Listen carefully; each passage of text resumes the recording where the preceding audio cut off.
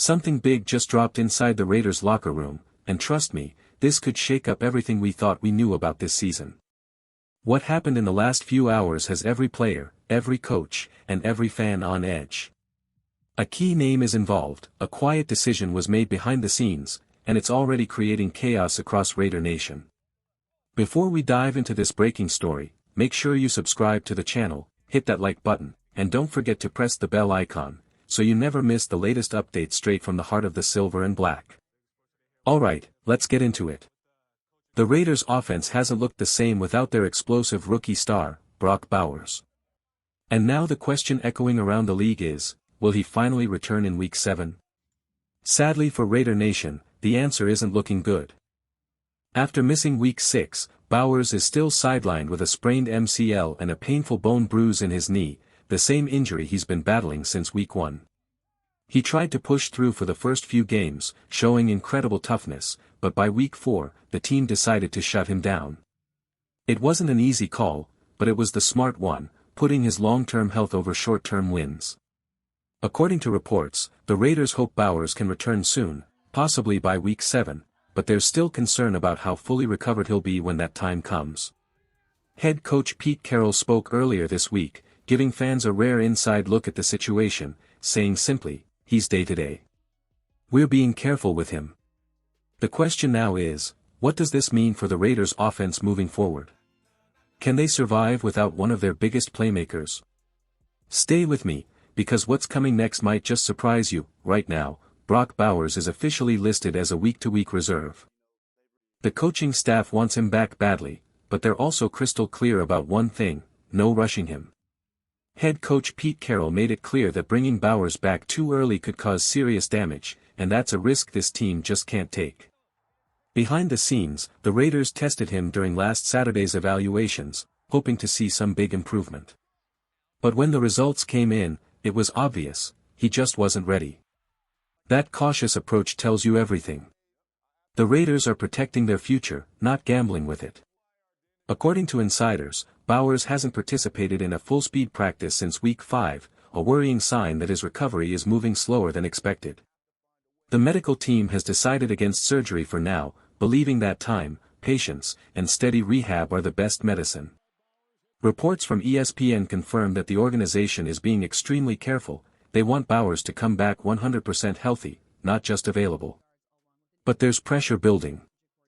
This is a first-round pick, a player drafted to change the identity of this offense. Without him, the Raiders just haven't looked the same. Red zone efficiency has dropped, drives that should end in touchdowns are ending in field goals, and the rhythm, that spark that made this offense dangerous, has faded. The presence of number 19 isn't just missed, it's felt across the entire field. Stay with me, because the next part of this story reveals what the Raiders are secretly planning if Bowers can't return on time, but amidst all the concern, there's finally a bit of good news.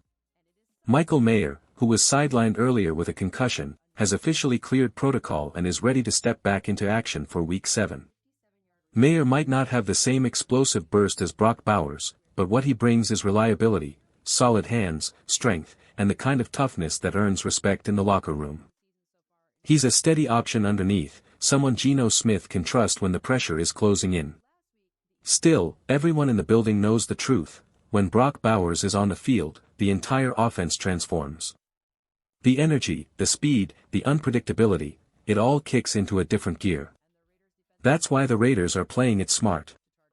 They're protecting their young star, making sure one wrong decision today doesn't turn into a long-term setback tomorrow. The wait continues, and patience is the only play Raider Nation has right now. Because when Bowers finally comes back, the impact won't just be noticeable, it'll be electric. Expect fireworks, highlight plays, and a spark that could completely reshape the Raiders' offense.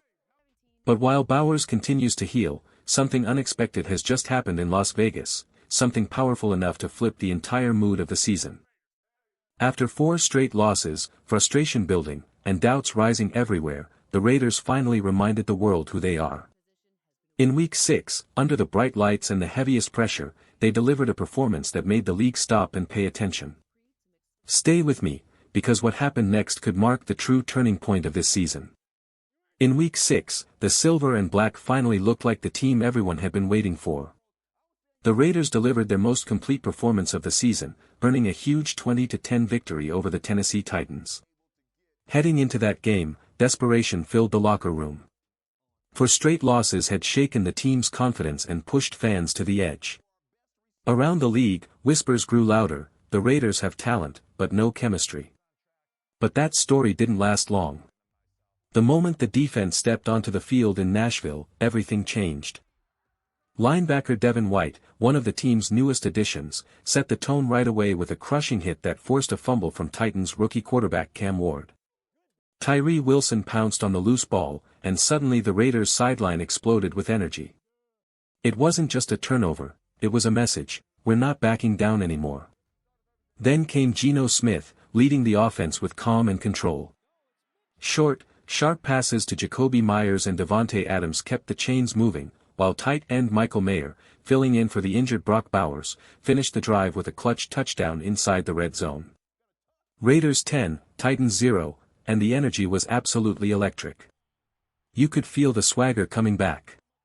But the real story? That defense. For the first time all season, every level of the unit was perfectly in sync. Max Crosby and Malcolm Kuntz dominated up front, collapsing the pocket and forcing Ward into rushed throws, while the secondary shut down every deep attempt. By halftime, the Titans had barely cracked 100 total yards. The third quarter brought even more power. Running back Ashton Janty broke free on the left side, slicing through defenders and crossing into the end zone to extend the lead to 17-0.